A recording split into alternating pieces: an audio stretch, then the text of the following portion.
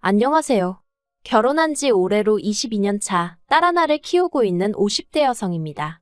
이 나이에 어디 가서 제 얘기를 하기도 마땅치 않고 그렇다고 아무 일도 없었던 것 마냥 지나가자니 우라통이 치밀어서 익명의 힘을 빌려서라도 하소연 좀 하려고 찾아왔습니다. 제가 원래 제 얘기를 하는 편이 아니다 보니 말하다 보면 좀 두서가 없을 수도 있는데 그래도 양해해 주시면 감사하겠어요. 남편하고는 저는 원래 같은 회사를 다녔어요. 다만 남편은 저보다 입사도 먼저 했고 팀도 다르다 보니 처음엔 서로 얼굴만 알았지 딱히 가까워질 계기가 없었네요. 하지만 몇 년 후 남편이 저희 팀으로 오면서 어쩌다 보니 제가 남편을 서포트하는 일이 많아졌고 그렇게 친해졌어요. 다만 남편은 워낙 이전 팀에서도 그렇고 인물도 좋고 매너도 좋아서 인기가 많았거든요.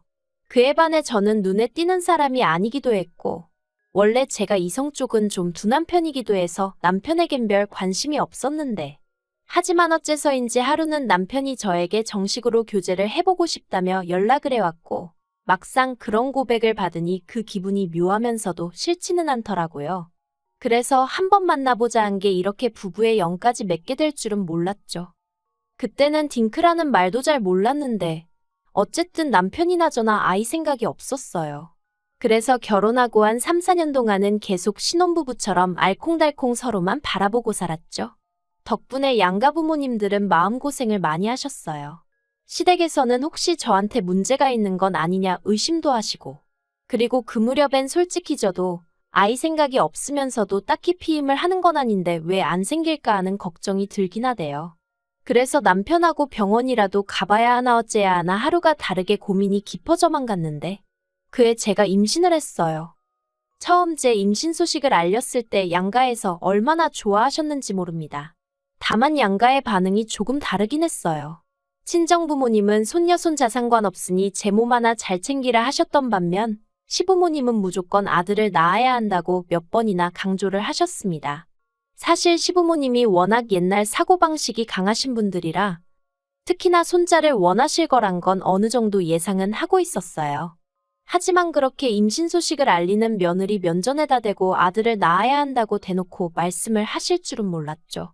그래서 무척이나 당황스러웠던 기억이 지금도 생생하네요. 그리고 임신 7개월 차에 다니던 산부인과에서 저는 제 뱃속에 아이가 딸이라는 소식을 듣게 되었습니다. 그 소식을 들었을 땐 솔직히 아무 생각이 없었어요. 뭐라고 설명을 해야 적절할까요? 아마 아들이란 소식을 들었다고 해도 똑같았을 거예요. 그저 뱃속에 아이가 건강히 자라고 있다는 사실에 기뻤으니까요. 비록 얼마간의 흥분이 가라앉고 나서야 그저 손자 타령을 하시던 아버님 생각이 나긴 했지만 그래도 뭐 어쩔 수 없다고 생각했죠. 그런데 손녀라는 소식을 전해 들은 아버님의 반응은 상상 이상으로 차가웠습니다. 남편이 손녀를 보게 되실 거라며 아버님께 소식을 전하곤 형님 애들처럼 우리 딸 이름도 직접 지어주실 거냐 물었더니 무슨 기집애 이름을 지어달란 소리를 하냐며 화를 내셨거든요. 그때 정말 서운했어요. 그리고 아이 출산 후에도 아버님은 병원에 와보지도 않으셨죠. 어느 정도 몸조리가 끝나고 나서야 제가 딸 데리고 시댁에 인사를 드리러 갔는데 그때도 아버님 반응은 본체만 채셨고요. 뿐만 아니라 대화를 나누다 미역국 얘기가 나오니 어머님께선 기집애 낳고도 미역국을 먹느냐며 세상 좋아졌단 소리를 하셨는데 참으로 어이가 없더라고요. 아무튼 이후로도 어머님 아버님은 도통 저희 애가 어떻게 자라는지 잘 지내고는 있는지 궁금해하시는 일이 없으셨고 그래서 저도 명절이나 시부모님 생신처럼 찾아뵈야 할 날이 아니면 굳이 시댁에 가질 않았어요. 게다가 어쩌다 한번 가는 시댁에서도 아버님은 남자 시조카들은 보란듯이 양옆에 끼고 소파에 앉아 TV를 보시고 저희 딸은 매번 바닥에 앉히시기 일쑤셨지요. 처음엔 설마 싶었지만 그 꼴을 몇 번씩이나 보고 나니까 하루는 정말 머리뚜껑이 열리는 것 같더라고요. 그래서 제가 남편더러 정말 이대로 보고만 있을 거냐니까 남편이 자기도 더는 못 참겠다면서 아버님한테 큰 소리로 화를 내대요. 이럴 거면 영 끊고 살자면서요. 그리고 그 일이 있고 한 1년은 정말 서로 연락 한 번 없이 지냈어요. 중간에서 아주버님은 그래도 저희가 아랫사람이니 이 정도 했으면 되지 않냐 하시며 숙이고 들어가라 하셨지만 아주버님은 아들만 둘이었고 그 아들 둘이 시부모님으로부터 온갖 사랑은 다 받고 있었으니 저희 기분을 이해할 리가 없었죠. 아무튼 남편도 형은 상관하지 말라며 버텼고 결국 어머님이 먼저 연락을 해오셨어요. 부모 자식 간에 언제까지 이러고 살 순 없지 않냐 하시며 저희더러 이해를 좀 해달라, 당신들도 노력하겠다 이렇게요. 솔직히 저희가 바라던 사과도 아니었고 두 분 다 끝끝내 미안하단 말씀은 없으셨으니 반쪽짜리도 못 되는 사과였지만 그래도 일단은 알겠다 하고 다시 조금씩 왕래를 시작했네요. 하지만 저희 딸이 7살 되던 해였습니다. 저희 부부는 경제교육이 중요하다 생각하여 딸아이가 어렸을 때부터 돈을 받으면 일단은 저금통에 넣게끔 교육을 시켜왔어요. 특히 명절처럼 아이 입장에서 큰돈이 오갈 때는 엄마가 맡아줄게, 나중에 줄게 이런 말보다는 본인이 직접 저금통에 넣게끔 가르쳤었죠.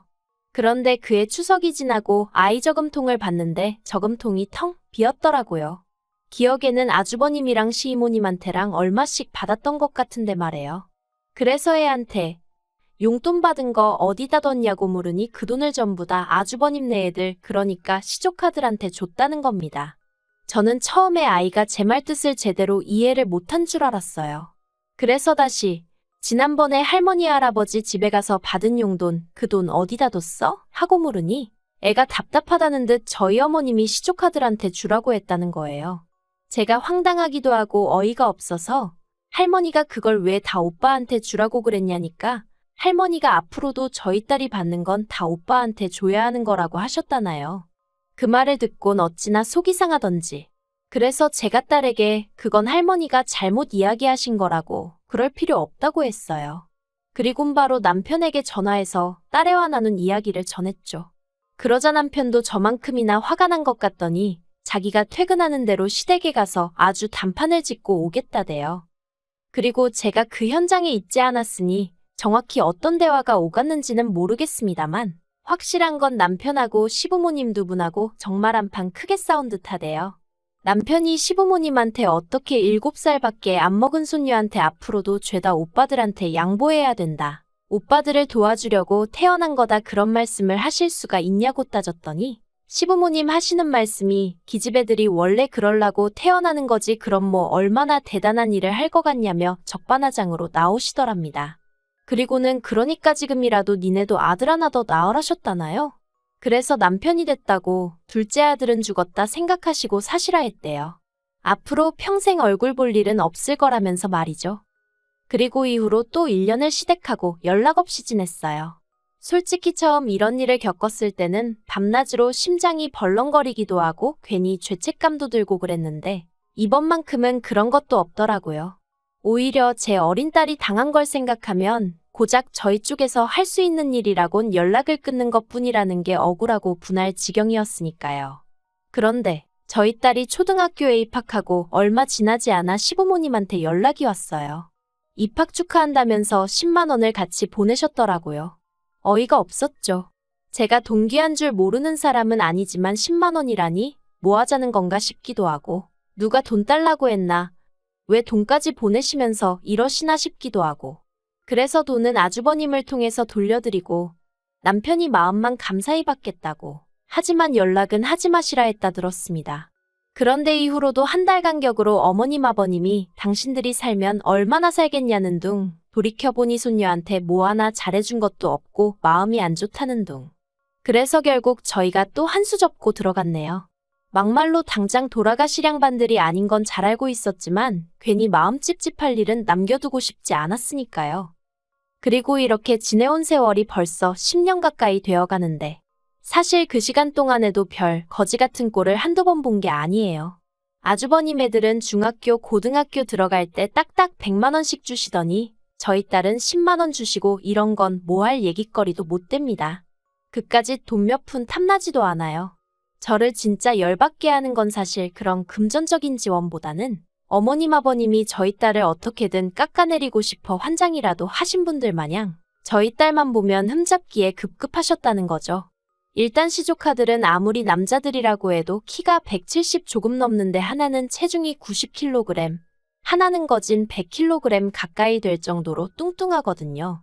그런데도 어머님 아버님은 걔네들 보고는 아주 든든하니 보기 좋다, 남자가 덩치가 있어야 된다 하시면서 키 163에 몸무게 50kg 나가는 저희 딸한테는 뭘 먹고 이렇게 살이 쪘냐면서 여자가 살찌면 둔해 보인다고 살 좀 빼라 소리를 한참 외모로 예민할 시기에 귀에 딱지가 않게 말씀하시대요.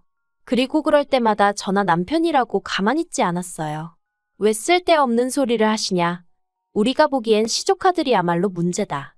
심지어 한 번은 남편이 아버님더러 아버지는 눈이 어떻게 되신 거 아니냐고 뚱뚱한 거 마른 거 분간도 못 하시냐고 어디 돋보기라도 맞춰드릴 거냐고 빈정거리더라니까요. 그런데 지난해 생각지도 못한 얘기를 듣게 되었습니다. 저희 시부모님은 매년 건강검진을 받으시기에 작년에도 별탈 없이 지나가겠거니 했는데 아버님이 간경화 판정을 받으셨거든요. 그리고 판정과 동시에 스트레스를 받으셔서인지 건강 상태가 급속도로 악화되는 듯 하더니 결국 봄에는 급기야 복수가 차서 입원까지 하시대요. 그리고 집안 분위기는 난리도 아니었어요.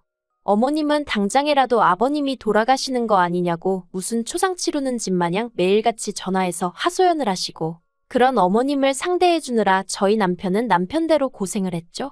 그리고 그런 와중에 어머님은 제가 아버님 병수발을 들기 바라셨는데 저는 그럴 수가 없었습니다. 딸애가 한참 공부에 열을 올려야 하는 시기였으니 엄마인 저도 마음이 온통 그쪽으로 쏠려 있었거든요. 그래서 저 말고 형님한테 말씀해 보시라니까 거긴 안 된답니다. 그러면 당신 큰아들하고 손자들 식사랑 뒷바라지는 누가 하느냐고요. 그리고 이건 제 지나친 생각이었을지도 모르지만 그런 와중에도 손자랑 손녀를 차별하신다는 생각에 솔직히 오만정이 다 떨어지더라고요. 그래서 병수발이고 뭐고 더 하기 싫고 그래서 더 안 했어요. 까놓고 말해서 시댁에 돈이 없는 것도 아니고 힘드시면 간병인 부르시겠지 싶어서 솔직히 모른 척 했네요. 그러다 결국 아버님이 간암 판정을 받으셨습니다. 병원에서는 하루라도 빨리 간을 이식받는 게 제일 좋다고는 했지만 솔직히 간을 이식받는다는 게 쉬운 일은 아니잖아요. 흔한 일도 아니고요. 아무튼 그래도 아들이 둘이나 있고 아버님 형제분들도 계시니 전 별 걱정은 안 했습니다. 아니, 걱정은 되었지만 그렇다고 제가 달리할 수 있는 일이 있던 것도 아니니 별다른 의견을 내지 않았다고 해야 할까요? 그런데 그 이야기가 있고 며칠 뒤 어머님한테 연락이 왔는데 시간 날 때 저희 딸을 데리고 가서 조직검사를 받아보라대요. 좀 황당하기도 하고 제가 설마 싶어 어머님께 아주버님네도 전부 다 검사를 받았냐 물었습니다. 그랬더니 어머님이 그게 너랑 무슨 상관이냐 하면서도 당신이 지금 아쉬운 상황이라 그러신 건지 이네 거기도 다 받았으니 저희도 잔말 말고 가서 받으랍니다. 그리고 알고 보니 이미 저희 남편도 가서 받고 왔더라고요. 그러니 솔직히 너는 선택지가 없었죠. 그래서 정말 내키진 않았지만 딸하고 같이 조직검사를 받았어요. 그런데 결과가 나오고 나서 보니까 아주버님하고 남편은 아버님하고 혈액형이 달라서 안 된다지. 시조카들은 비만 때문인지 간염에 당뇨가 있어서 기증을 할 수가 없다지. 그런데 저하고 제 딸하고 둘은 적합 판정이 나왔습니다. 어이가 없었어요. 왜 하필 우리 둘이 적합 판정이 나온 건지. 이 소식을 전하는 병원에서는 가족 내에서 둘이나 나오기가 쉽지 않다며 잘 됐다고 축하하는 눈치던데 이게 도대체 뭐가 잘 됐다는 건지 정말 짜증이 나더라고요. 저요 솔직히 제 간을 아버님께요 절대 드리고 싶은 생각 없었고요. 게다가 저희 딸이요 말할 필요도 없죠. 제 딸 몸에 칼을 뗀다니 그것도 아버님을 위해서요? 가당치도 않은 소리였죠. 그런데 어쨌든 이 이야기가 아버님은 물론이고 어머님과 아주버님 귀에까지 들어갔습니다. 아버님한테 전화가 걸려왔는데 좋아서 어쩔 줄을 몰라 하시더라고요. 그러면서 하시는 말씀이 당신은 복도 많다면서 주변에서 얼마나 부러워하는지 모른다나요. 그리고 그런 아버님의 말씀에 저는 한마디도 대꾸하지 않았어요. 아버님에겐 정말 좋은 감정이 하나도 없긴 했지만 그래도 제 남편의 아버지시니 제 것도 저희 딸 것도 드릴 생각 없어요. 그 소리를 차마 못하겠더라고요. 그런데 그때 아버님이 먼저 하시는 말씀이 제 거 말고 저희 딸 거로 달랍니다. 그래도 젊은 애 걸 받아야 더 오래 갈 거 아니냐면서 그리고 젊은 애들은 회복도 빠르니 그게 좋을 것 같다나요? 기도 안 차서 말도 안 되는 소리 하지 마시라 했어요. 저도 그렇고 저희 딸도 그렇고 가는 못 드린다고요. 그리고 이 일로 온 집안이 말 그대로 쑥대밭이 되었습니다. 아주버님은 아버님이 저러다 돌아가시면 제가 죽인 거나 마찬가지라며 가만히 있지 않겠다 했고 어머님은 저는 그렇다 쳐도 저희 딸은 엄연히 최 씨 집안 핏줄이니 제가 이래라 저래라 할 권리가 없다나요. 그래서 저희 딸에게 할아버지에게 간드리고 싶냐고 제가 대놓고 물어봤어요. 그리고 애들이 어리다고 해서 속이 없는 게 아니잖아요. 한다는 말이 만약 외할아버지가 달라고 하셨으면 그동안 자기를 너무 예뻐해 주셨고 잘해 주셔서 드렸을 것 같은데 친할아버지는 아니랍니다. 싫대요. 맨날 오빠들하고 자기 비교하고 무시하고 칭찬은 한 번도 안 해주고 못생겼다 멍청하다 나쁜 말만 하셨는데 자기가 왜 자기 간을 들여야 되냐며 싫다고 딱 잘라 말하던걸요. 그래서 이 얘기를 남편을 통해 시댁에 전했습니다. 기증자를 더 알아보시든 어쩌시든 서두르시라고 저희한테 기대하지 마시라는 말과 함께요. 그러자 어머님이 기어이 이튿날 저희 집으로 쫓아오셨더군요. 남편하고 저는 한 번은 겪었어야 하는 일이라 생각했기에 오히려 덤덤했어요. 그리고 다행히 그날 저희 딸을 제가 친정에 보냈었거든요. 남편하고 기증 문제로 얘기를 하다 보면 큰 소리가 날지도 모르겠다 싶었는데 딸이 듣게 하긴 싫었으니까요. 어머님께서는 저더러 벌써 당신 손녀를 빼돌렸다며 경찰에 신고를 하겠다 하셨지만 남편이 부모가 괜찮다는데 할머니가 무슨 자격으로 신고를 하냐며 어디 마음대로 하시라고 딱 자르더니 기증 문제면 더 할 얘기 없다고 어머님 말문을 막아버렸습니다. 그러자 어머님이 남편더러 네 아버지가 너한테 어떻게 했는데 너가 이러냐면서 자리에 앉아 엉엉 우시더라고요. 그러니까 남편도 어머니 아버지껜 죄송하지만 지금 내 가정은 이 사람하고 우리 딸인데 어쩌겠냐. 두 사람이 싫다는데 내가 강요할 수는 없다. 그러니까 어머니 아버지도 내 와이프고 딸이고 귀한 줄 알고 잘 좀 해주시지 그랬냐 하는데 제 마음이 다 착잡하더라니까요. 그래서 결국 저나 저희 딸이나 기증은 안 하기로 했고 시댁하고도 완전히 연을 끊기로 했어요.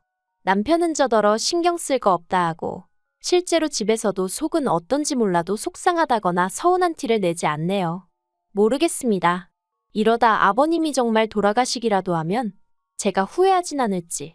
하지만 그래도 계속 똑같은 소리지만 저도 싫고 저희 딸은 더더욱 안 된다는 생각이에요.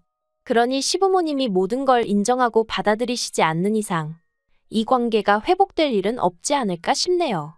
저희 모녀에게 손가락질하는 사람들도 있겠죠. 하지만 지난 세월 동안 저나 저희 딸이 받은 서름을 안다면 꼭 그럴 수만은 없을 텐데요. 아무튼 마지막으로 아버님께도 좋은 소식이 있길 바라며 더는 시댁에 대해선 생각하지 않으렵니다.